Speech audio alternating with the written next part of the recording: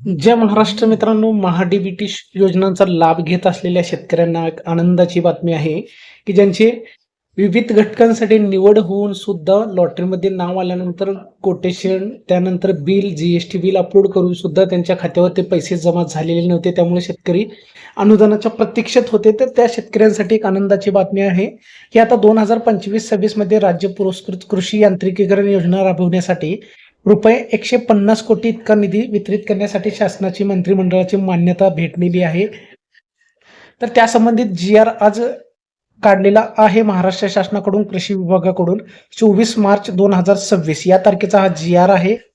तर राज्य पुरस्कृत कृषी यांत्रिकीकरण या योजनेअंतर्गत लाभार्थी शेतकऱ्यांना कृषी अवजारे व यंत्र खरेदीसाठी अनुदान देणे व कृषी अवजारे व यंत्रे बँकांना अनुदान देणे या घटकांची अंमलबजावणी करण्यासाठी ही योजना राबवली जाते. पण काही दिवसापासून म्हणण्यापेक्षा काही महिन्यापासून मागच्या शेतकऱ्यांच्या खात्यावरती अनुदान जमा झालेलं नव्हतं, कारण राज्यातील जे कृषी यांत्रिकीकरण योजना राबवली जाते या योजनेसाठी निधी आलेला नव्हता किंवा निधी संपलेला होता.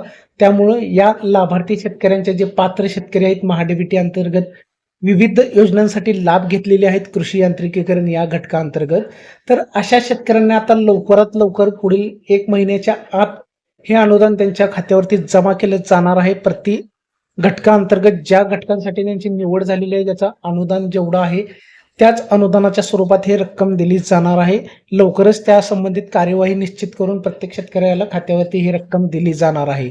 तर त्यासंबंधी आज जी-आर सुद्धा काढण्यात आलेला आहे राज्य कृषी विभागाकडून.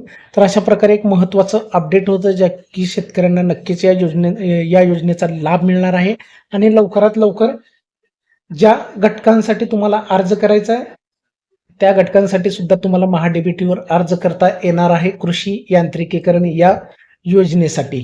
तर व्हिडिओ आवडला असेल तर चॅनलला लाईक आणि सबस्क्राईब करा. धन्यवाद.